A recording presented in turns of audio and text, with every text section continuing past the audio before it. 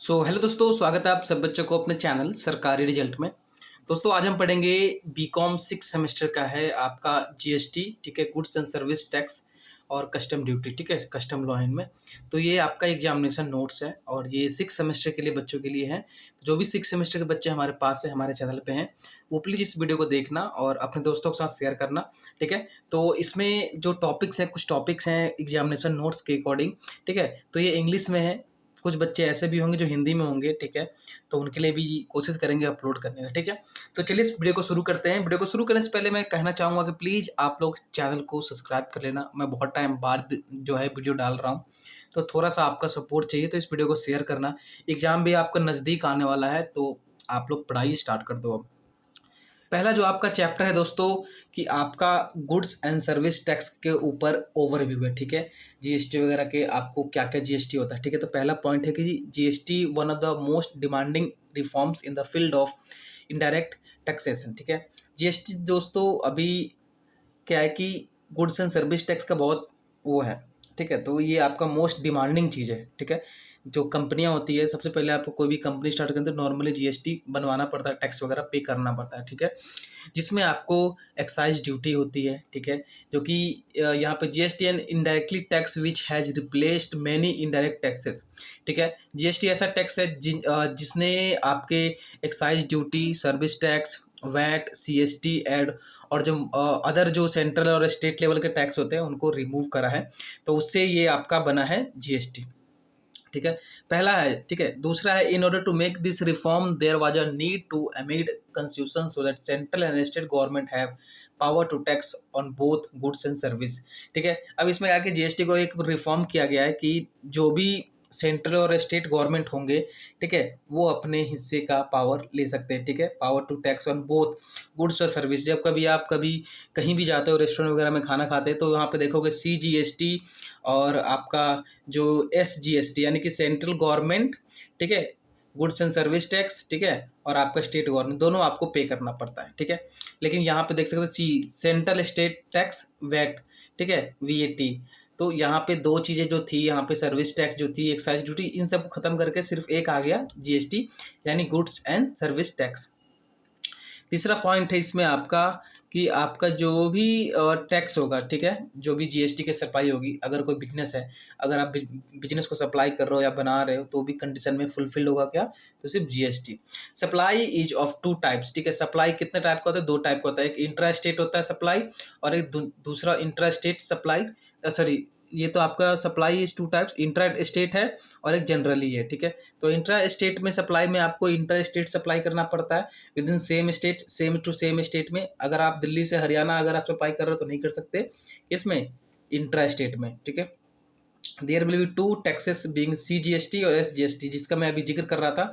Central, ठीक है, goods and service tax, state goods and service tax, and in case of intra state supply only one tax will be level, that is IGST, ठीक है।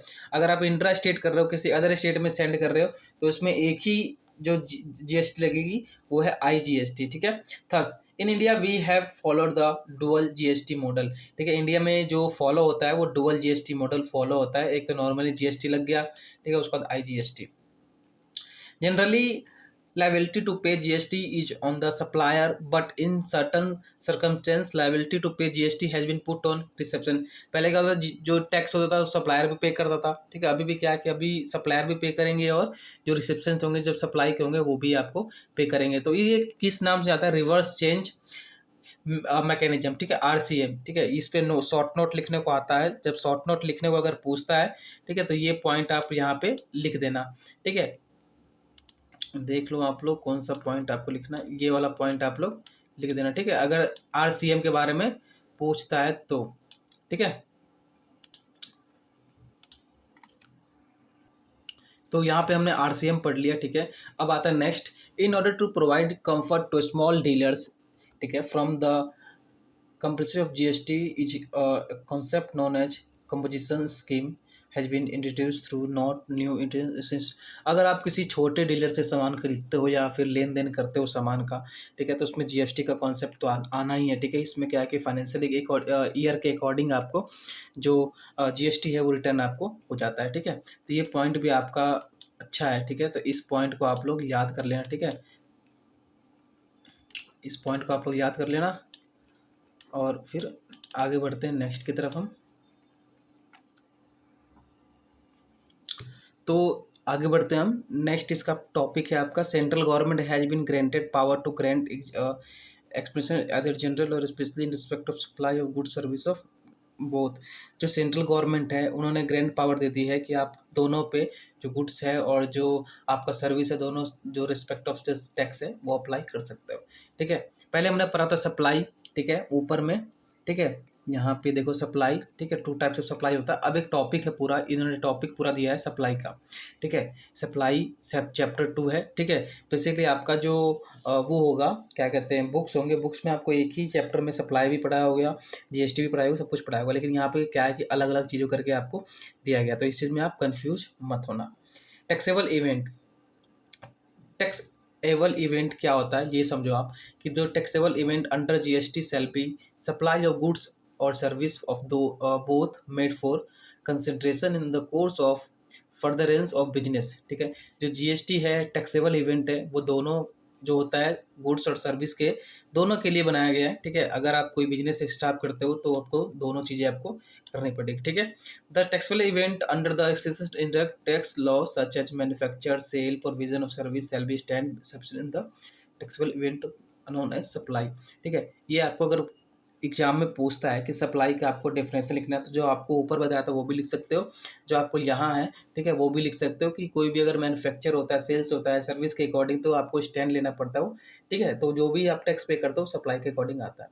Scope of supply, ठीक है, ये भी एक topic है आपके बुक में, scope of supply. Scope of जो सप्लाई है क्या है, ठीक है। The term supply is wide in the import covers all form of supply of goods और सर्विस और both that include sales, transfer, barter, exchange, licence, rental, leads और disposal made for agree to made. तो जो scope of supply है, कि scope का मतलब होता है उम्मीद, ठीक है, सॉरी, स्कोप का यहाँ भी जहाँ जो मतलब दिया गया कि टर्म इस सप्लाई है वाइड रेंज में जाता है, जो भी इंपोर्ट करते हो वो सप्लाई के अकॉर्डिंग में जाएगा, गुड्स हो या फिर सर्विस हो, ठीक है। दोनों जो इंक्लूड होंगे, सेल्स, ट्रांसफर, बार्टर, एक्सचेंज, कुछ भी अगर आप खरीदते हो या लेते हो रेंटल पे, तो आपको स्कोप ऑफ सप्लाई में जाएगा। टैक्सेबल सप्लाई, तो जो टैक्सेबल सप्लाई होगा आपने ऊपर पढ़ा था कि जीएसटी अंडर एक्ट के अकॉर्डिंग ही आएगा, ठीक है। जीएसटी में बहुत सारे एक्ट है, ठीक है, वो भी आपको नीचे पढ़ने को मिल जाएगा कि जीएसटी में क्या क्या एक्ट है, क्या क्या एक्ट नहीं है, ठीक है।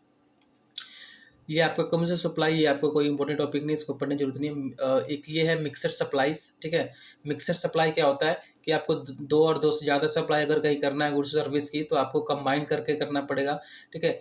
कोई भी आपको चीज़ें अगर सप्लाई करते हो तो उस पर प्राइस, वैल्यू, सब कुछ आपको डिटेल करके देना पड़ेगा।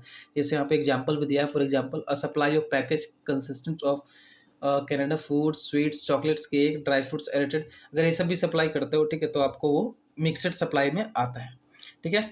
बाकी और भी आगे हैं, ठीक है। ये नोट्स आपको जो पीडीएफ है, ये पीडीएफ आपको डिस्क्रिप्शन बॉक्स में लिंक है, वहाँ पे जाओगे तो उस लिंक से आपको मिल जाएगा, ठीक है। इसमें मोस्टली टॉपिक्स आपके बुक्स के कवर किए गए हैं, ठीक है। इसमें नीचे जाओगे तो आपको पूरा जो CGST SGST एक्ट होते हैं, एक्ट 13, सेक्शन 13, वो पूरा आपको बताया जाएगा, ठीक है। तो वीडियो लंबा हो जाएगा। नेक्स्ट जो इसका PDF है, सॉरी, नेक्स्ट जो टॉपिक होंगे लेसन 3 का, वो आपको नेक्स्ट वीडियो में समझा दूंगा, ठीक है।